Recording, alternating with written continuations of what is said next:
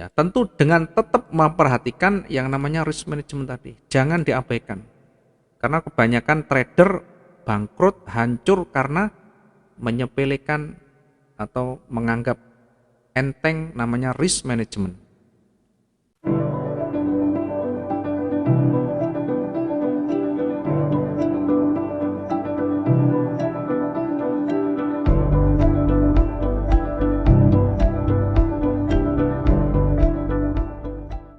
Oke, selamat malam teman-teman semuanya. Assalamualaikum warahmatullahi wabarakatuh. Mudah-mudahan sehat semuanya malam hari ini, bisa mengikuti dengan baik materi kelas pada malam hari ini yang tadi malam sudah kita awali dengan pendahuluan, kemudian pemahaman tentang trading, kemudian kita sudah membuka dengan memberikan materi sistem trading, bagaimana seharusnya ketika kita mau masuk trading, bagaimana seharusnya yang kita siapkan, yang harus kita pertimbangkan ketika mau memulai bisnis trading.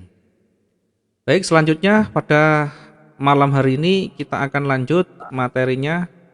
Kita akan tingkatkan materinya dari yang tadi malam kita membahas mengenai sistem trading.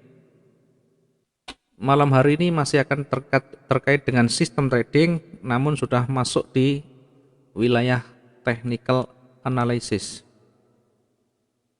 atau analisa teknikal.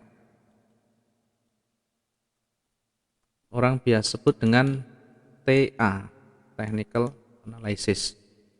Yang dimaksud dengan analisa teknikal yang kita pelajari dan kita baca adalah pergerakan pasar itu. Dari tekniknya kita baca, dari pergerakan candlenya kita baca. Nah, bagaimana cara membaca teknik analisis yang nantinya kita jadikan sebagai acuan untuk entry kita? Perlu diketahui bahwa yang kita sampaikan, yang kita ajarkan adalah teknik analisa teknikal yang berbasis pada price action. Technical analysis atau biasa sebut dengan PAT, Price Action Technical Analysis, adalah salah satu teknik analisa yang mengandalkan pada pergerakan harga itu sendiri. Di mana pergerakan harga ini tentu membacanya dari histori yang ada atau dari pergerakan candle sebelumnya. Kita tidak bisa tiba-tiba meramal ke depan, tetapi berdasarkan candle yang sudah terjadi. Sering kita sampaikan dengan analogi, dengan satu ilustrasi, ketika seorang pedagang pakaian dalam kondisi normal, transaksi tiap hari mungkin sekitar misalnya satu hari transaksi sekitar 30 juta. Dalam kondisi normal hari-hari 30 juta. Kemudian dalam kondisi-kondisi tertentu, misalnya jelang lebaran, misalnya ada hari-hari besar, maka permintaan menjadi naik. Seorang pedagang pakaian ini dia paham kapan dia melebihkan pakaiannya, kapan dia belanja lebih besar pakaiannya atau barang dagangannya, kapan dikurangi. Dari mana dia bisa mengetahui? Dari histori, dari sejarah, dari tahun-tahun sebelumnya, ya, dari minggu-minggu yang sebelumnya. Kalau hari Senin, hari Selasa, Rabu dan seterusnya sampai hari Jumat, kondisi normal 30 juta misalnya, maka dalam hari-hari tertentu Sabtu Minggu ada kemungkinan akan lonjakan permintaan, sehingga dia tahu kalau hari Minggu banyak orang berbelanja, hari Minggu banyak permintaan yang naik di sana, sehingga terkadang dalam kondisi normal 30 juta, pada hari Sabtu dan Minggu dia naik bisa menjadi 50 juta. Karena itu pada hari Sabtu, hari Minggu dia tahu dia harus memperbanyak dagangannya. Tetapi jangan coba-coba dalam kondisi normal dinaikkan, dagangannya dinaikkan, diperbanyak. Yang terjadi apa? Menumpuk, barang dagangan kita tidak laku. Karena kekuatan pembelinya, kekuatan customernya sudah seperti itu, sekitaran itu. Maka dia belajar banyak dari histori, sama belajar banyak dari sejarah masa lalu, dari tahun-tahun sebelumnya, dari minggu-minggu sebelumnya, dari hari-hari sebelumnya. Demikian juga untuk price action. Ya, price action nanti yang kita pelajari adalah paling utama adalah candlestick. Candlestick. Ya, apakah nanti pola candle, apakah nanti karakter candle, apakah nanti struktur candle. Nah, tentu nanti kita pelajari semuanya. Ya, tujuannya tentu untuk mencari probabilitas yang lebih banyak, mencari kemungkinan-kemungkinan terbesar dari arah pergerakan market ke depan. Bukan untuk meramal, bukan untuk mencari kepastian, bukan untuk mencari harga yang pasti naik, pasti turun, tetapi yang kita lakukan hanyalah melakukan satu perhitungan, melakukan satu pemetaan untuk memberikan gambaran atau ilustrasi tentang apa? Tentang probabilitas kemungkinan terbesarnya arah marketnya kemana. Itu yang kita lakukan. Sehingga jangan berharap ada fix, ada kepastian, ada valid, ada akurat dan sebagainya. Keliru besar kalau kita hanya mengandalkan price action dengan hanya melihat dari pola candlestick saja. Kalau ada doji nanti pasti berbalik, kalau ada hammer pasti nanti berbalik. Tidak ada kamusnya seperti itu. Yang ada adalah probabilitas itu, kemungkinan besarnya seperti itu. Namun demikian ada kalanya nanti market itu berubah. Maka yang kita perhatikan, yang kita fokuskan nanti adalah risk management. Yang kita nanti perhatikan adalah risk management. Diingat, tidak ada yang pasti di dalam trading. Ya, sering kita ulang biar nanti tidak ada mindset kita selalu pasti, selalu akurat, valid dan tepat. Yang ada adalah mencari probabilitas. Yang paling utama adalah risk management. Bagaimana kita memanage kerugian itu? Karena pasti kalau ruginya. Kalau kita bisa mengendalikan, kalau kita bisa memanage kerugian itu dengan baik, tentu akan jauh lebih baik daripada kita tanpa memperhatikan manajemen risikonya. Intinya nanti modal yang kita gunakan kita kelola di sana. Kita atur, kita kelola, kemudian kita minimalisir. Kerugian itu diusahakan seminim mungkin. Sehingga kita bisa memperbanyak probabilitas potensi profit kita. Ya, sekali lagi untuk mencari gambaran itu yang kita cari adalah probabilitas. Mana yang kemungkinan terbesarnya. Ya, tentu dengan tetap memperhatikan yang namanya risk management tadi. Jangan diabaikan. Karena kebanyakan trader bangkrut, hancur karena menyepelekan atau menganggap enteng namanya risk management. Banyak sekali teman-teman yang sharing ke kita. Pak minta tolong di cover, Pak minta tolong dilakukan penyelesaian. Ketika salah di awal, ketika salah sudah di awal, maka tidak ada jalan lain selain cut loss. Karena yang rata-rata yang disampaikan ke kita minta bantuan analisa atau bantuan recover itu kondisinya sudah parah. Ya, kondisinya sudah lebih dari 50%. Ini minusnya atau floating minusnya. Maka kondisi seperti ini tidak bisa kita tolong sudah. Dari kemana saja awal-awal tidak segera lakukan manajemen risiko. Saya tidak pernah mengajari yang begini. Ya, karena maksimum batasan toleransi kita hanya 20%. Minus kita yang bisa kita toleransi adalah 20% dari modal. Ini pun harus segera di cut loss, tidak boleh berlebih. Di awal kita tidak rekomendasikan dengan resiko yang besar, ya, bahkan cuma 5%, 10% di awal.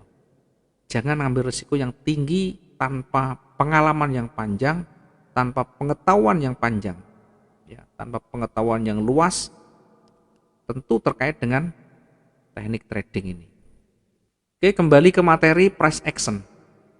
Ya, kembali ke materi price action. Sekali lagi yang kita pelajari adalah candlestick. Yang paling utama adalah candlestick. Apakah kita tidak mempelajari indikator. Ya. Secara umum kita tidak belajar banyak indikator karena kita indikatornya adalah harga itu sendiri. Dengan kita membaca pergerakan harga, setidaknya kita bisa menemukan di sana nanti bagaimana peluang untuk kita entry, bagaimana peluang untuk kita open posisi di sana. Hanya dengan melihat price action, hanya dengan melihat pergerakan-pergerakan yang ada. Yang pertama, candlestick ini yang paling pokok. Ya, candlestick ada beberapa yang kita pelajari, yang ini yang utama adalah karakter candle.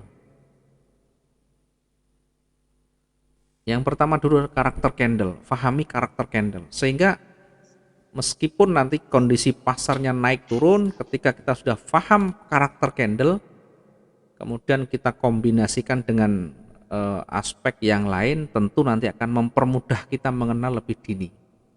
Bagaimana cara mengenal candlestick? Bagaimana cara mengenal karakteristik candlestick? Ya, perhatikan di dalam membaca karakter candle, perhatikan yang pertama adalah ukuran body. Ya, kenapa materinya begini? Materi begini saja terkadang susah diterapkan, apalagi materi yang selalu berubah-ubah, nanti akan tambah pusing lagi. Kalau bisa materi itu sederhana, tetapi kita bisa terapkan dengan baik. Kita ulang-ulang untuk diterapkan. Bukan minta materi yang lain-lain terus, akhirnya hanya mengikuti irama dari materi itu, tanpa bisa mempraktekkan, tanpa bisa menerapkan di dalam sehariannya kita. Karena yang terjadi apa? Ketika konsultasi, Pak, ini saya kok selalu salah ketika entry buy kok marketnya turun. Ketika entry sell, kenapa marketnya naik? Kenapa ketika profit 10, minus saya jadi 15? Cut loss saya 15. Nah, ini berarti belum mampu untuk memahami, belum mampu untuk mempraktekkan. Kondisi seperti ini jangan dipaksa untuk dengan real account, harus belajar lagi. Oke, kembali ke materi lagi, karakter candle. Yang pertama, lihat ukuran bodinya. Nanti ada ukuran bodi panjang atau pendek, nanti berpengaruh. Yang kedua, nanti lihat sumbunya atau panjang sumbu. Ya, panjang sumbunya. Yang ketiga, perhatikan rasio atau perbandingan antara sumbu dengan bodinya. Yang keempat, lihat posisinya di mana.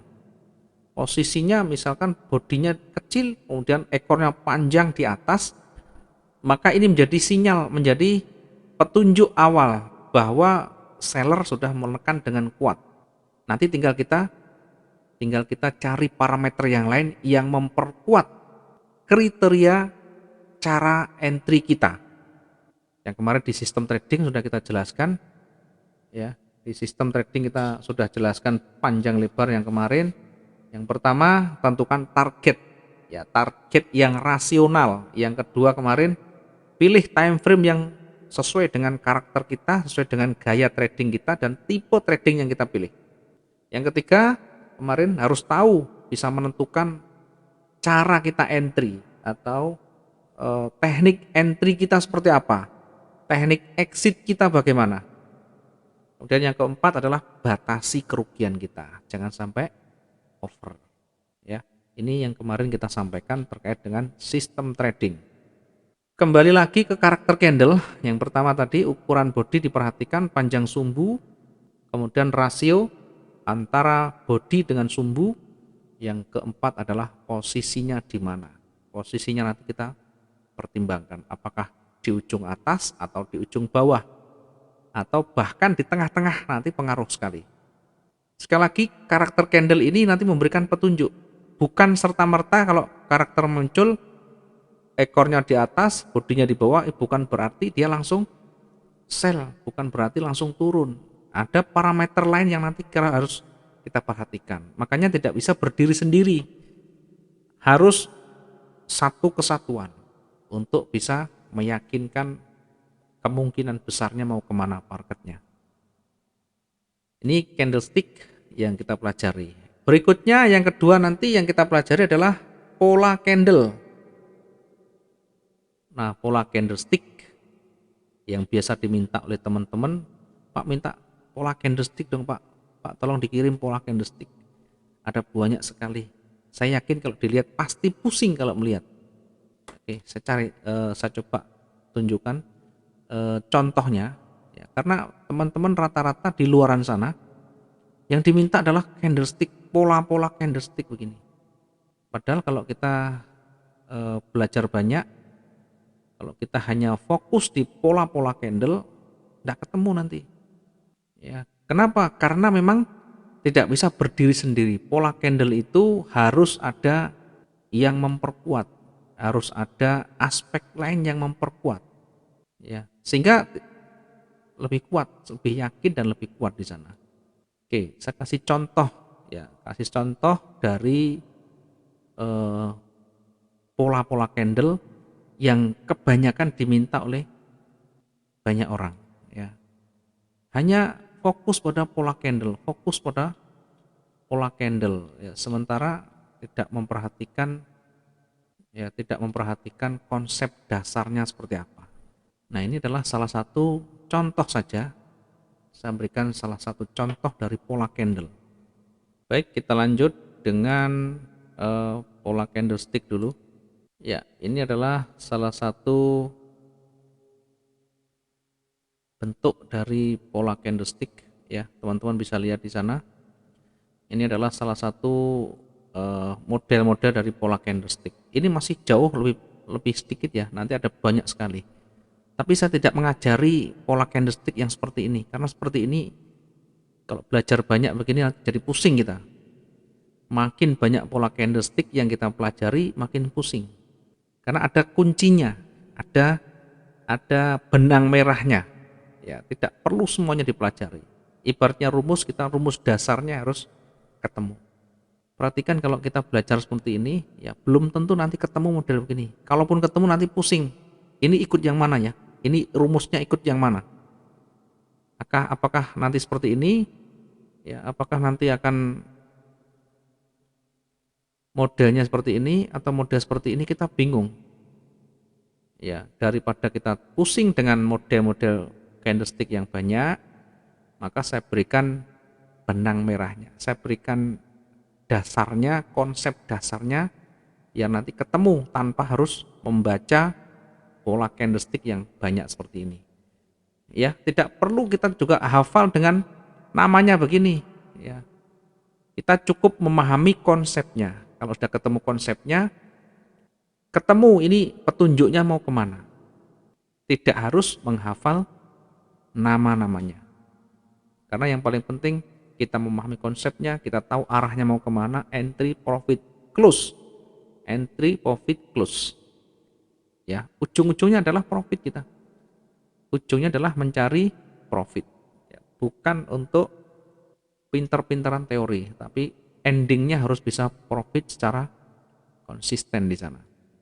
Oke, maka saya akan berikan konsep dasarnya dari pola candlestick. Ada beberapa pola candlestick kunci yang nanti sering muncul di sana, yang sering muncul di market. Ya, saya hanya berikan sedikit saja. Satu, doji. Yang kedua adalah engulfing. Yang ketiga, hammer dan shooting star. Yang keempat adalah harami. Ya, kenapa kita taruh harami? Ya, biar nanti setidaknya ada warna lagi. Ya. Walaupun sebenarnya kita tiga ini cukup. 1, 2, 3. Ini menjadi kunci pokok. Di dalam market nanti mau naik mau turun, mau panjang pendek, ujung-ujungnya nanti kalau kita kombinasi akan menjadi doji. Kalau tidak doji ya engulfing, kalau tidak engulfing hammer, kalau tidak hammer shooting star, kalau tidak shooting star adalah harami. Nah, sekarang kita bahas satu persatu. Doji itu seperti apa? Engulfing itu yang bagaimana? Hammer itu bagaimana? Shooting star itu bagaimana? Harami itu bagaimana? Nah, sebelum masuk ke sana, terlebih dahulu kita harus tahu bagaimana market itu atau candle itu terbentuknya.